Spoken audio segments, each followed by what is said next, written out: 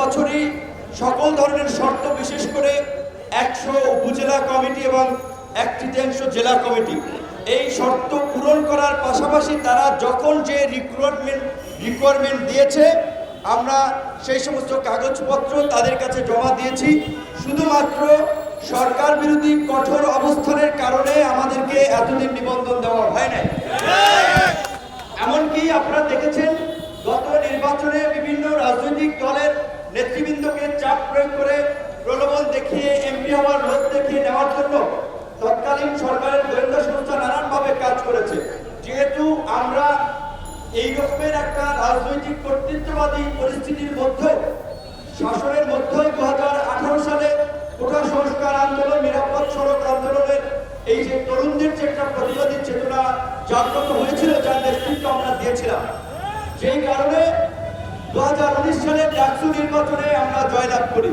স্বভাবতই সরকার আশঙ্কায় ছিল যে ঢাকা বিশ্ববিদ্যালয়ের ছাত্ররা গতানুগতিক রাজনৈতিক দলের বাইরে যেভাবে ছাত্র সংসদে আমাদেরকে নির্বাচিত করেছে, রাজনৈতিক দল হিসেবে আমরা নিবন্ধন পেলে সারা দেশে কাজ করলে আরেকটা গণজোয়ার তৈরি হবে, যেটা স্বৈর শাসনের মশলা উড়িয়ে দিবে।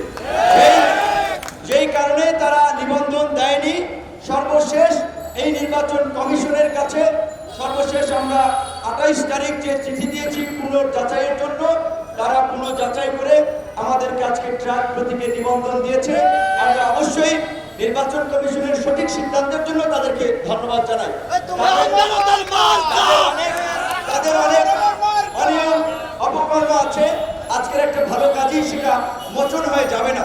এখন আপনারা জানেন সারা বাংলাদেশের মানুষের প্রত্যাশা একটা নতুন রাজনীতি, নতুন নেতৃত্ব, নতুন দল। গণ অধিকার পরিষদ সেই তরুণ প্রজন্মের দল, নতুন তারুণ্যের দল, যারা আগামীর বাংলাদেশের জন্য কাজ করবে ইনশাআল্লাহ। তবে আমাদের পেছনে অতীতেও ষড়যন্ত্র হয়েছে, প্রোপাগান্ডা চালানো হয়েছে, এখনো চালানো হচ্ছে।